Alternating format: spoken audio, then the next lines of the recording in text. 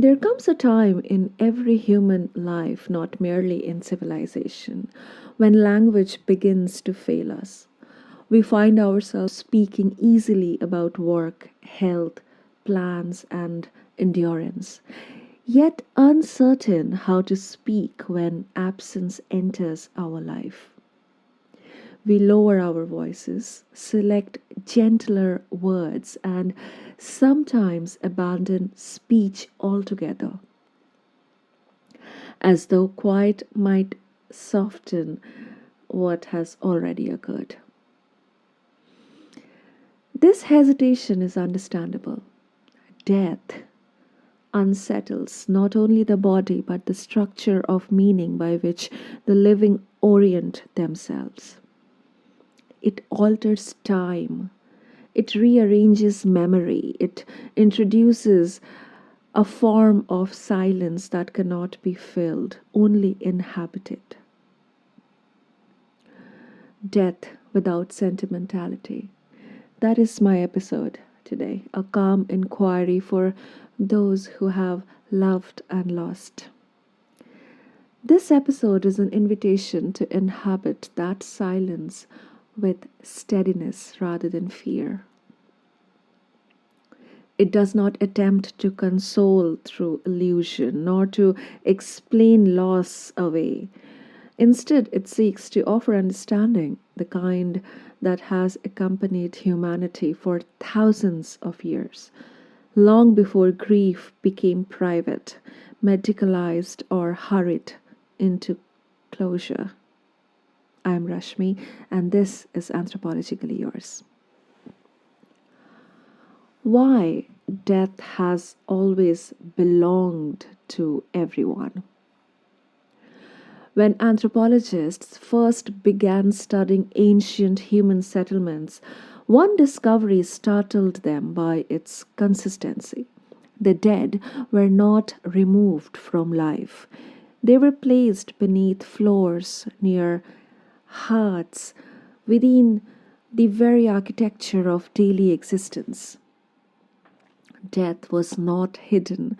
It was acknowledged as a rupture that affected everyone who remained. The French anthropologist Robert Hertz was among the first to explain why this mattered. We observed that death injures not only the individual who dies, but the social fabric itself. When a person disappears, roles shift, routines fracture, authority rearranges, and meaning becomes unstable. Grief, in this sense, is not merely sadness, it is disorientation. For this reason, many cultures treated mourning as collective work rather than private emotion. Rituals existed not to glorify the dead, but to help the living regain balance. The community moved together from shock through earth's uncertainty toward a restored sense of order. Across cultures, this logic repeated itself. In parts of Southeast Asia, the dead were kept socially present for months or even years, spoken to and acknowledged until separation felt bearable rather than violent. In ancient India, cremation was structured not as disappearance but as transformation, binding families through shared obligation while recognizing impermanence without denial. In ancient Egypt, preserving the body was a way of preserving cosmic balance, not just the sentiments. In Norse cultures, death fixed identity permanently, ensuring that a life's meaning could not be revised or diminished after its end. These cultures differed profoundly, yet they agreed on one principle. Death required time, structure, and shared attention. Modern societies moved away from this arrangement.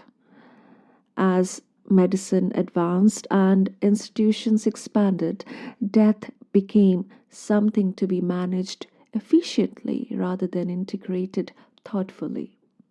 Hospitals replaced homes, professionals replaced families, silence replaced ceremony. Yet grief did not diminish, it simply lost its public language. So, what belief systems were meant to do? When death resists control, meaning becomes essential. The anthropologist Arnold van Gennep described death as a passage rather than a conclusion. He noticed that societies across the world structured death through three stages: separation from ordinary life, a period of uncertainty or limbo, and eventually the third reintegration of the living into a reorganized world. These three stages were not symbolic decorations, they were practical necessities. If you think closely, they gave shape to fear, allowed grief to unfold without chaos, and prevented individuals from becoming stranded in loss. Modern spirituality often borrows the language of transcendence without preserving this structure. Comfort is offered without orientation. Affirmation replaces preparation. Belief becomes aesthetic, something to soothe rather than to steady. The psychologist Ernest Becker offered a different explanation. He argued that much of human behavior is shaped by an unspoken awareness of death. Careers, achievements, legacies, and institutions often function as attempts to leave something behind that will outlast the body. This does not mean such pursuits are empty, it means they are human. When death remains distant, these projects multiply. When death approaches, they simplify. People nearing the end of life rarely speak about ambition or ideology. They speak about relationships, unresolved moments, and the quiet wish to be understood, maybe. Ritual matters because it offers structure when abstract belief no longer satisfies. Belief systems endure not because they promise happiness, but because they remain functional under pressure. So, how loss changes the living? To accept death is not to make peace with it. It is to allow life to become clearer. Psychological studies show that when people are reminded of mortality, gently or truthfully, their priorities shift. Time feels heavier. Distractions lose appeal, relationships gain clarity. Regret focuses less on failure and more on absence. This shift is often misunderstood as morbidity.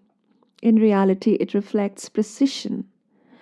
Men, in particular, often reveal a quiet transformation near life's end. Emotional expression becomes simpler.